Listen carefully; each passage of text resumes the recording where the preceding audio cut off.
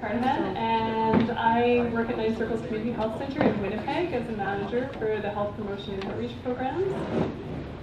I'm also a member of the CIHRRC Board of Directors, and this afternoon I'm going to review our model of rehabilitation service delivery at 9 Circles. I'm supposed to use the arrows. There we go. So this presentation was primarily prepared by our occupational therapist, Dawn James, who can't be with us today because she's just very recently started maternity leave. So you're stuck with me. And at this point, I have to provide the humble, bashful, perhaps regretful disclaimer that I'm not an occupational therapist, but I do have several rehab friends in the audience, so I will not hesitate to call a friend or use a lifeline if needed. So pay attention, guys.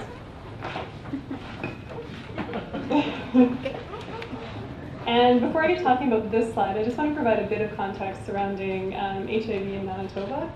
So like our Irish colleagues, we often feel like an isolated island. We're quite far from Toronto, the center of Canada, as everybody knows.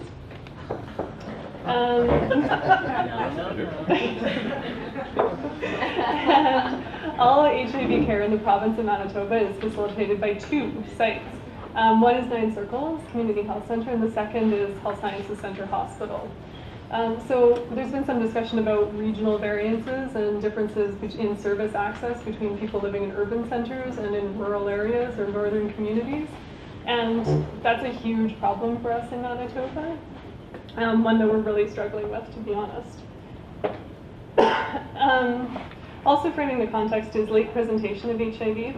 In fact, so late we've coined the term critically late. And overrepresentation of Aboriginal persons.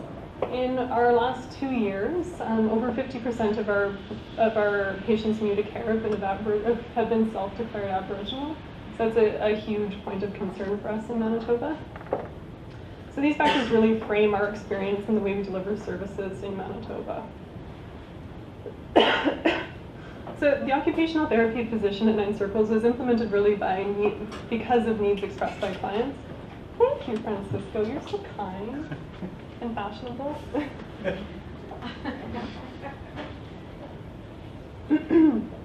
Particularly, clients have been expressing needs related to mobility, healthy aging, all the things that we've been talking about. Prior to having an occupational therapist, these needs were facilitated through through our social workers or through staff at 9 Circles, as well as through external referrals to specialists or other service providers in the community. But we all know that wait times play a significant role, fees associated with some of these services, and the difficulty in attending multiple sites for multiple services. So previously, cognitive, functional, return to work, educational assessments, occupational assessments were outside of our current scope of practice. So these needs were a significant gap in relation to our model of care. So based on those expressed needs and some help with our friends at CIHRRC, we identified that occupational therapy was a skill set that would be beneficial and would fit well with the integrated model of 9 Circles. So the position was piloted in 2010 with support through the Public Health Agency of Canada via the ACAP program and as well through ViiV Pharmaceuticals. And after that, we implemented the position, or we integrated the position into our regional funding after a successful pilot.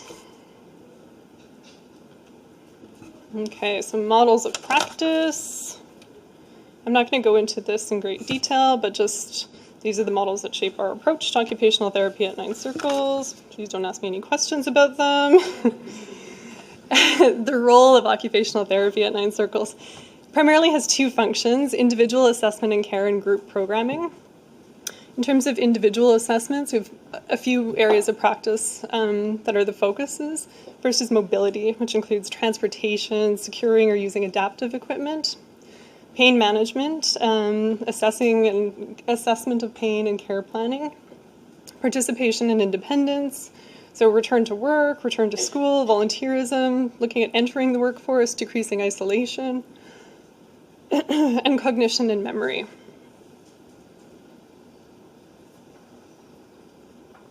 Group programming I'll get into in a second.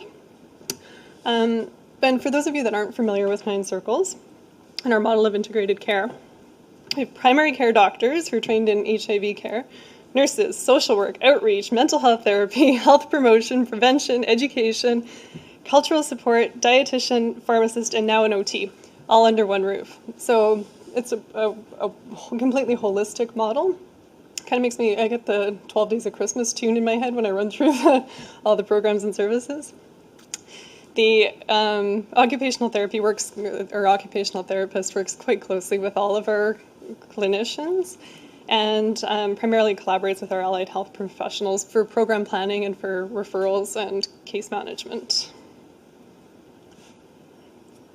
So looking at group programming, we do a bi-monthly cooking group with the dietitian.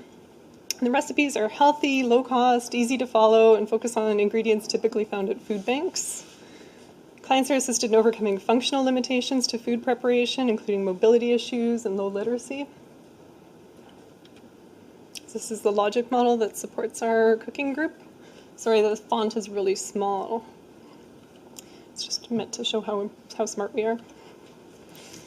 Smoking cessation is offered one-to-one or in a group format. Primarily it's offered one-to-one because people tend to be at different phases. But the goal is to provide skills, knowledge, and support to individuals in relation to smoking cessation. And again, here's our logic model. This will be available as part of the slide set if people want to look through it in more detail. I'm going to go through a few case studies. The first is a middle-aged male and a long-term survivor with HIV with a diagnosis of depression and anxiety, also living with PML. And the occupational performance issues included a lack of productive activities resulting in an increase in anxiety and depression symptoms, functional barriers to activities of daily living, including decreased range of motion in the right upper extremity, generalized decreased strength, poor balance, restricted range of motion in the upper right extremity and bilateral hips. And this meant that the individual was struggling with personal grooming, productivity, home management tasks. So basically he was having trouble with dressing, bathing, sitting for long periods of time, writing legibly, cooking, and cleaning. So significant impact on quality of life. So Dawn, the OT, worked with this client in 2 focus areas.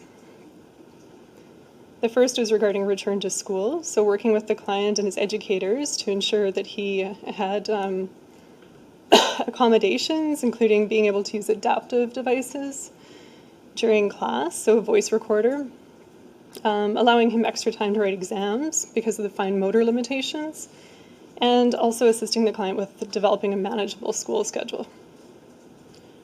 And secondly, the adaptive aids included a hospital bed to facilitate transfers, bath bench, and a long-handled reacher. How am I doing for time, and Kim? Doing good? 1.5 minutes? Oh, wow. Okay, so we're going to skip number 2. So just quickly, gotta think on my feet here. Looking at, I think this is an interesting integration of occupational therapy, so I'll talk about it super quickly. We have a food bank at 9 Circles that operates bi-weekly for people living with HIV, and it functions in a different way than your typical food bank. So clients arrive at 9 Circles between 9 in the morning and 1 p.m. and receive a number. And the number indicates the food bank works on a first-come, first-served basis, dictated by the number they've received. And because of the increasing demand of the food bank, and we've received numerous requests for clients to access the food bank either outside of the regular hours or to, outside of regular hours, or to have accommodations for mobility restrictions or transportation or concerns related to anxiety that's exacerbated by large group situations. So we tried to accommodate all of these requests for several years. And it resulted in our outreach workers dropping off food boxes for clients, which was great, and we're happy to do that. But eventually it became unsustainable for such a large volume of people. So the occupational therapist became involved in this assessment. So enter the occupational therapist with her cape. And there's several important functions that the occupational therapist performed to help address this situation. The first was when transportation was the sole issue for clients, finding a more proximal food bank, or looking at other transportation options like medical taxis, appointment scheduling to coincide with the food bank, or handy transit if that was an option. Also doing education regarding safe lifting techniques. Oops, I'm overtime already. And for those with anxiety or social concerns, looking at planning to come closer to the end of the food bank when there's less people involved, or when there's less people present and more staff around for assistance if necessary. Additionally, the OT helped secure adaptive aids for people when that was an option. So as a result of this involvement, we really were able to support independence for clients attending the food bank, and we ended up having 43% more people coming through the food bank line. So that decreased the amount of time the outreach workers were spending delivering food boxes, and they were able to take on, they're able to take on more clients as a result of that.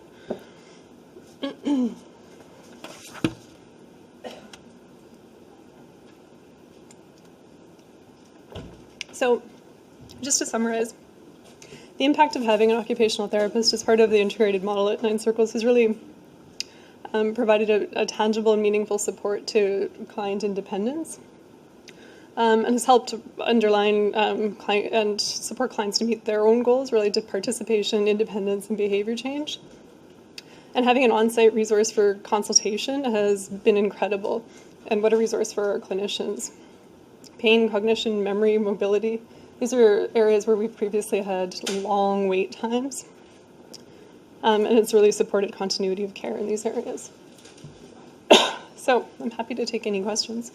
Sorry for running out of time there.